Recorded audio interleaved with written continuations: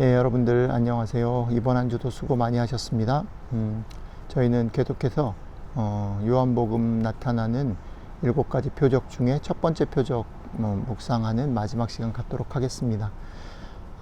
어제에 이어서 오늘도 성경이 명확하게 우리에게 말하지 않는 질문을 한번 생각해 보려고 합니다. 질문은 이겁니다. 오늘 사건 속에서 가장 혜택을 누린 사람은 누구였을까라는 거죠. 사건 속에 등장하는 여러 사람들에게 우리 주님께서 물을 포도주로 만든 일들은 각각 어떤 영향을 주었을까라는 질문으로 바꿔 할 수도 있겠습니다. 한번 상상해 보십시오, 여러분들. 오늘 사건 속에는 신랑 신부도 있을 거고, 신랑 신부와 관계된 이 잔치를 준비하고 잔치에 주최하는 사람들이 있었을 거예요. 그리고 초대된 사람들이 있었겠죠. 손님들이. 그리고 물을 떠다가 포도주로 바뀌는 그 장면을 보게 된 하인들이 있었고, 또 예수의 어머니 마리아가 있었습니다. 사건 속 등장하는 인물들은 직접적으로 혹은 간접적으로 예수님께서 베푸신 이 물로 포도주를 만드는 일에 영향을 받죠. 신랑 신부를 포함한 결혼식의 주최자들은 아마도 자칫 파국으로 끝났을 수도 있는 결혼잔치가 오히려 흥을 돋구며 무사히 끝나게 되어서 안도하고 고마워했을 것 같습니다. 초대된 손님들의 대부분은 어쩌면 아마 무슨 일이 일어났는지 전혀 모르고 전혀 눈치채지도 못하면서 그들 역시 물이 포도주가 되었기 때문에 그 잔치를 그냥 누리고 즐길 수 있었을 것입니다.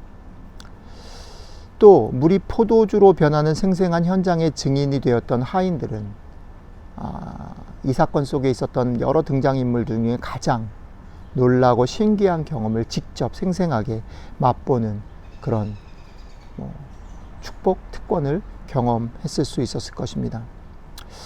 예수님 어머니 마리아는 어떤가요? 예수님 어머니 마리아는 아마 이 사건을 통해서 자기 아들에 대한 자부심, 그리고 자기 생각이 옳았음을 확인하고 기뻐하지 않았을까라는 생각을 해봅니다.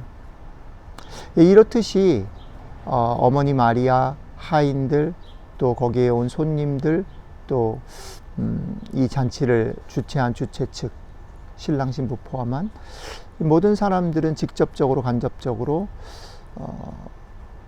이 사건에 예수님 베푸신 이 기적의 이 표적에 영향을 받았습니다. 그런데 오늘 본문을 읽다 보면 흥미로운 사실이 있다는 거죠. 그 흥미로운 사실은 뭐냐면 이 사건을 소개하는 성경 저자의 눈은, 성경의 눈은 이들 모두가 누린 결과들에 대해서는 그닥 관심을 갖지 않는다는 거예요. 마리아의 반응도, 하인들의 반응도, 또 주최 측의 반응도, 연회장의 입을 통해서 조금 얘기하긴 하지만 그 결과들에 대해서 자세하게 얘기하거나 그 결과들의 반응들을 언급하지 않아요. 그런데 그것과는 대조적으로 사실은 이 본문이 제가 보기에는 좀 엉뚱한, 이 사건이 다 마무리되고 나레이터의 입을 통해서 엉뚱한 얘기를 결론으로 얘기하는 것을 볼 수 있습니다. 그것은 이거죠. 본문을 읽어볼게요. 예수께서 이 첫 표적을 갈릴리 가나에서 행하여 그의 영광을 나타내심에 제자들이 그를 믿으니라. 성경의 저자는 이 얘기를 하고 싶었습니다. 제자들이 그를 믿으니라. 표적을 나타내시니 제자들이 그를 믿으니라. 사실 제자들은 그곳에 예수님과 같이 초대되어 있었지만 잔치의 당사자도 아니고요, 앞에서 살펴본 다른 사람들처럼 직접적인 이해관계를 가진 사람도 아니었을 것 같은데, 성경은 직접 혜택을 누리거나 경험한 이들의 반응은 생략하는 대신 제자들에게 미친 결과는 우리에게 꼼꼼하게 소개하고 있다는 것입니다. 여러분들 이것을 보면서 어떤 생각이 드십니까? 우리의 삶 가운데서는 우리가 중요하게 생각하는 것과 성경이 우리에게 보여주려고 하는 것 사이에는 이런 간극이 늘 존재하는 것 같아요. 결국 성경은 수많은 사건들을 소개하면서 결국 그 사건을 일으키는 그분을 우리가 만나고 우리가 경험하고 결국은 우리가 믿어야 한다라고 말하고 싶어 하는 것 같습니다. 하지만 많은 경우 어떻습니까? 여러분들과 저의 눈과 관심은 그분이 일으키는 일들과 그 결과와 현상에 머무를 때가 많죠. 성경 속 이야기뿐 아니라 우리가 하나님을 알아가고 예수님을 믿는다라고 하는 우리들의 삶에서도 마찬가지죠. 우리가 열심히 기도하죠. 그리고 그 기도의 응답을 기다립니다. 그리고 그런 것들 속에서 때로는 즐거워하고 감사하고 또 은혜를 받았다라고 얘기하는 많은 순간들을 떠올려 보시면 우리들의 관심과 눈과 생각이 어디에 있는가. 그런데 이런 일들, 기도에 응답하시고 또 때로는 여러 가지로 위로하시고 깨닫게 하시면서 우리 하나님은, 우리 주님은 우리에게 어떤 것을 기대하시는가 생각해 보실 수 있으면 좋겠습니다. 그러면서 오늘 아침 묵상에 참여하는 여러분들과 저의 눈과 귀와 마음과 생각이 오늘 하루만이라도 현상과 결과 너머에 그분에게로 모아질 수 있으면 좋겠다라는 생각을 해봅니다.